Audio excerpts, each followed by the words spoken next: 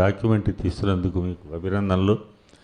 మా కిన్నెర్ ద్వారా వారిని సత్కరించుకునే అదృష్టం కూడా మా అందరికీ కలిగింది ఆ రోజుల్లో. ఇప్పుడు మా ఈనాటి గౌరవ అతిథి నాగేశ్వర వేణుగోపాల్ గారికి మాట్లాడవలసిందిగా.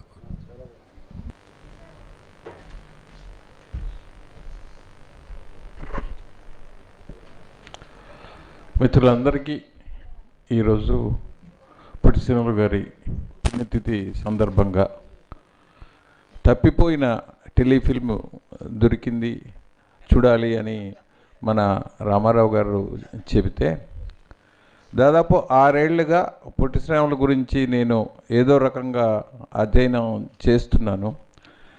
అయితే ఈ టెలిఫిల్మ్ దాదాపు గంట సేపు జాగ్రత్తగా చూస్తున్నాను. దానికి సంబంధించి మొదట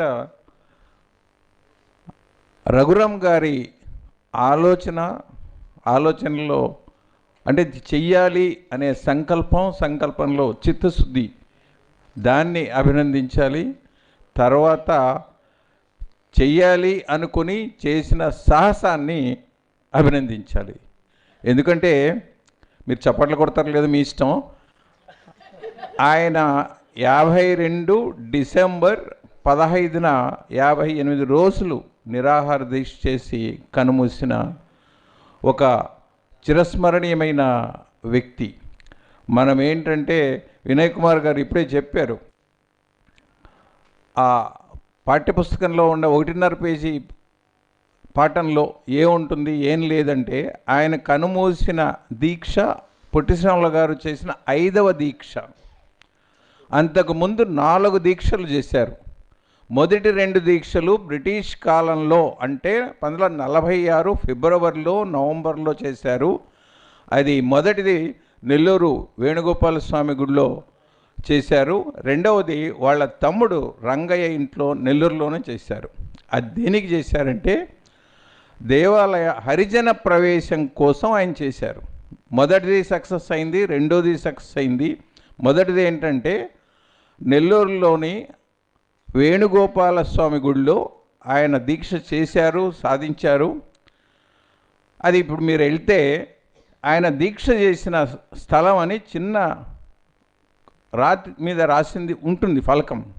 అయితే మనం వెళ్ళి కింద కూర్చొని చూస్తే తప్ప కనబడదు. దాని ముందు టికెట్లు అమ్మే డబ్బా ఉంటుంది.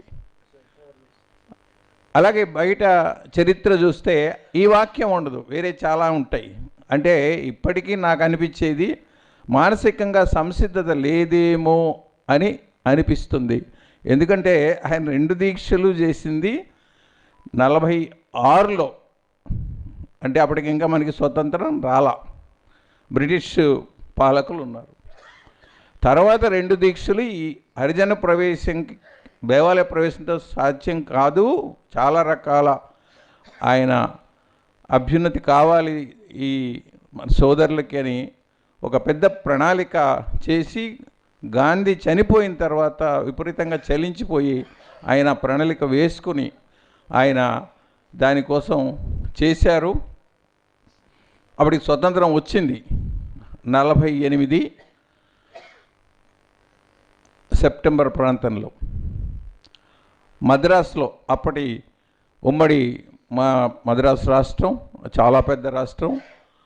అక్కడ ముఖ్యమంత్రి అంటే ప్రధానమంత్రి అనేవాళ్ళు ఆ ప్రధానమంత్రి కార్యాలయం ముందు ఆయన దీక్ష చేశారు. దీక్ష అప్పటికి మనకు స్వతంత్రం వచ్చింది, భారత ప్రభుత్వం స్వతంత్ర ప్రభుత్వం ఏర్పడింది. అయితే ఆయన కొన్ని రోజులు చేసిన తర్వాత జైల్లో తీసుకెళ్ళారు, కంటిన్యూ చేశారు. చేసినాక ఆయనకు డౌట్ వచ్చి ఇది చూస్తే అసలుకే మోసం వచ్చేట్టుంది అని ఆయన అర్ధంతరంగా రిలీజ్ చేస్తే 1 నెల రోజులని అరెస్ట్ చేసిన వాళ్ళు 8వ రోజు 9వ రోజు ఆయన విడుదల చేస్తారు. అయితే పని ఏం జరగల. ఇది ఇటు కాదని చెప్పి మద్రాసు కాదు అని వార్ధాలో చేస్తారు.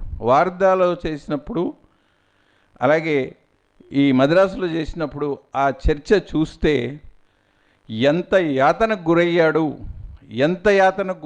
అంటే ఆయన 1901లో పుట్టారు, 30లో స్వతంత్ర ఉద్యమంలో చేరారు. మధ్యలో తండ్రి, అన్న, అక్క, తల్లి, భార్య, దినాలు మాత్రమే బతికిన కొడుకు, వీళ్ళంతా కనుమూస్తారు. చివరికి అప్పటికి ఆయనకి డాక్టర్ కోర్స్ తమ్ముడు ఇక్కడ మనకి ఒక క్యారెక్టర్గా కనబడుతుంది. పక్కన నిలబడతారు. మనకి పిసి రెడ్డి గారు వస్తే లేచి కుర్చీ ఇస్తారు. ఆయన ఎన్ఆర్ గుప్తా, ఆయన మేనల్లుడు. ఆయన కొడుకు కన్నా ఎక్కువ వీళ్ళిద్దరి బాధ్యత పొట్టి శ్రీరాములు గారికి. మరి అన్నీ వదులుకొని ఆయన స్వతంత్రం ఉద్యమంలో దిగిపోతాడు.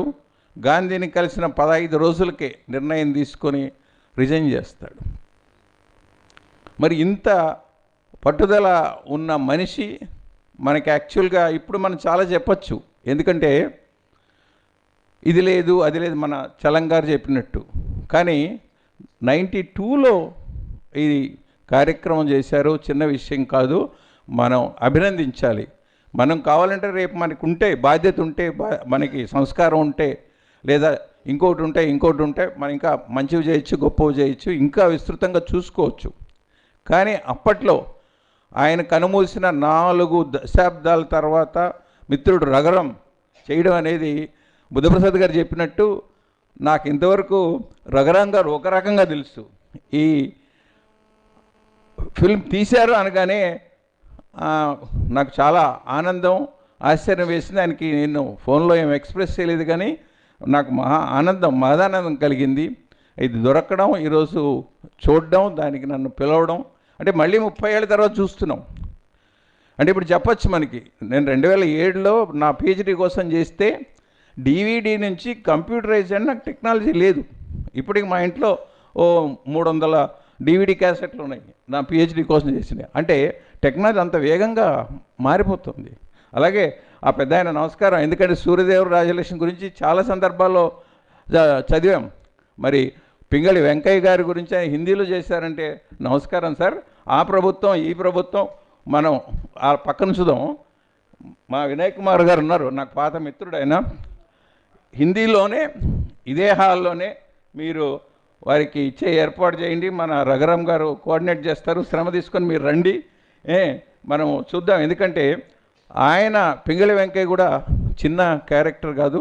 మన తెలుగు వాళ్ళు నిజంగా మహానుభావులు చాలామంది ఉన్నారు. మనం కబోదులో అందులో ఇంకేం చెప్పాలో ఈ పంచేంద్రియాలన్నీ ఎప్పటికప్పుడు సందర్భంలో ఎప్పుడు పని చేయాలో అప్పుడు పని చేయవు, మిగతా చోట్ల అంతా పనిచేస్తుంటాయి. అది చాలా దౌర్భాగ్యం. ఇప్పుడు సార్ చెప్తున్నారు, కోలారు పోయింది, బళ్ళారి పోయింది, బరంపురం పోయింది, ఇంకోటి పోయిందంటే అక్కడ చూస్తే ఇప్పటి రాజకీయ నాయకుల కంటే ఏమాత్రం మెరుగు లేదు అనిపిస్తుంది. అప్పుడు అంటే లోపలికి వెళ్ళి చూస్తే చాలా బాధేస్తుంది. అంటే అంత దారుణంగా 2 రాష్ట్రాలు ఉంటే ఏమైండేది అప్పుడే. 400 సంవత్సరాలు నైజాం అధికారంలో ఉంది. రాయలసీమ జిల్లాలకు ఉన్నవి, అది కూడా నైజాం అధికారంలోనే ఉండేది. 1800లో బ్రిటిష్ ప్రభుత్వానికి సైన్య సహకార ఒప్పందంలో అక్కడ ఇచ్చేశారు. అంటే ఏంటంటే నాకు ప్రమాదం వస్తే నువ్వు సాయం చేయని, అది సైన్య సహకార సంధి అని. అందుకని బ్యాక్ అని అంటారంటే అప్పుడు చిత్తూరు జిల్లా రాలా, బళ్ళారి కలిసింది. ఎవరి అనుకూలం అంటే ఇప్పుడు మాట్లాడితే ఇదిగో నువ్వు ఫలానా, లేదా నీ కులం ఇది, నీ ప్రాంతం ఇది, నీ చదువు ఇది అని టార్గెట్ చేసి ట్రోల్ చేస్తారు. అది దౌర్భాగ్యమైన పరిస్థితి. నేను 5-6 ఏళ్ళుగా చెప్తున్నా కదా, ఈ పొట్టిశాల గురించి చూస్తే అసలు గాంధీ ఎంత ఆశ్చర్యం కలిగిస్తాడో పొట్టిశాల గారి జీవితం అంత ఆశ్చర్యం కలిగిస్తుంది. మహానుభావుడు ఇప్పుడు ఏంటంటే మొన్న అక్కినేని కుటుంబరావు చెప్తున్నాడు, గాంధీ సినిమా గురించి మా మిత్రుడు శ్రీధర్ చెప్పాడు. ట్రాన్స్లేషన్ కంటే అనువాదం చేయడానికి ఎంత కష్టపడ్డారు, ఎంత ఇబ్బంది పడ్డారు. చివరికి ఆ సినిమా తెలుగు ట్రాన్స్లేషన్ చూస్తే క్రెడిట్ వాళ్ళకు ఉండదట. మీరు చూడండి. ఆయన మొన్న దీని గురించి చెప్పండి అంటే ఎవరు పట్టించుకుంటారు, ఇది రాస్తే ఏ పత్రిక వేస్తుందంటే లేదు సార్ నాకు కొంత అవకాశం ఉంది, నా కాలంలో వేస్తామంటే ఆయన చాలా బాధాకరంగా ఆయన రాసినాక అంత మహానుభావులు జీవితాలే అర్పించుకున్నారు, మరి ఈ మాత్రం చేస్తే ఏమవుతుంది అని సమాధాన పడ్డామని అక్కినేని కుటుంబరావు రాస్తారు. ఎందుకంటే వాళ్ళ ఆ సంస్కారయుతమైన బాట, త్యాగము అన్నీ ఉన్న మహానుభావులను తెలుసుకుంటే మనకంత ఆనందం ఉంటుంది, బాధ్యత కలగాలి. కానీ మనకి బాధ్యత కలుగుతుందా, మనం మెరుగైన వ్యక్తులుగా అవుతామా అనేది మనకు తెలీదు. ఖచ్చితంగా రఘురామ్ గారిని, ఇందులో నటించిన నటులందరినీ, ముఖ్యంగా చలం గారిని అభినందిస్తూ, గాంధీ గారు చాలా చక్కగా పాత్ర వేశారు. గాంధీ గారి శిష్యుడు పొట్టిసేనల్ గారు కూడా ముందు రోజులో వచ్చి కూర్చుంటే నేను రఘురామ్ గారి అనుమతితో నేను మీకు చెప్తున్నాను. ఎందుకంటే ఆయన స్క్రీన్ మీద కనబడగానే నేను ఆ పోస్టర్ చూస్తున్నా, కవళికలు ఎలా ఉన్నాయని. ఇది చిన్న విషయం కాదు, అది చాలా బాగుంది, చాలా బాగా చేశారు. అట్లని గాంధీ గానో లేదంటే మా మిత్రుడు ఇంకొక ఆయన ఎవరు తక్కువ లేదని పిసి రెడ్డి గారు కానీ ప్రతి ఒక్కరూ చక్కగా చేశారు. చాలా చక్కగా ఆయన చెప్పారు, కోతి ముక్క లాంటి దాన్ని చలం గారు దింపారని. చాలా చాలా సంతోషం.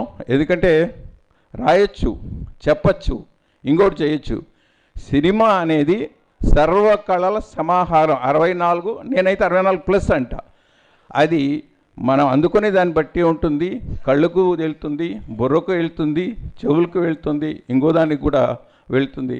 ఇలాంటిది చెయ్యాలి, బాధ్యత ఉన్న వాళ్ళు చేస్తారు అని భావిస్తూ, మహానుభావులన్నీ నేను ప్రస్తావించలేదు పేర్లు, అది సభా మర్యాద కాదు. కానీ అయితే దానికి టైం ఎక్కువ స్పెండ్ చేయాలని అనుకుంటూ ఇంకా ఎక్కువ మాట్లాడడం భావ్యం కాదు. నాకు పుట్టినంటే నాకు కొంత పూనకం వస్తుంది, అందుకని అబ్రప్ట్గానే ఆపేస్తున్నా. నమస్కారం. మా రఘురామ్ గారు మైక్ తీసుకొని ఆపదామా అనుకుంటున్నారు, అలాంటి అవకాశం ఇవ్వడం లేదు. అందరికీ నమస్కారం, ధన్యవాదాలు. ధన్యవాదాలు సార్.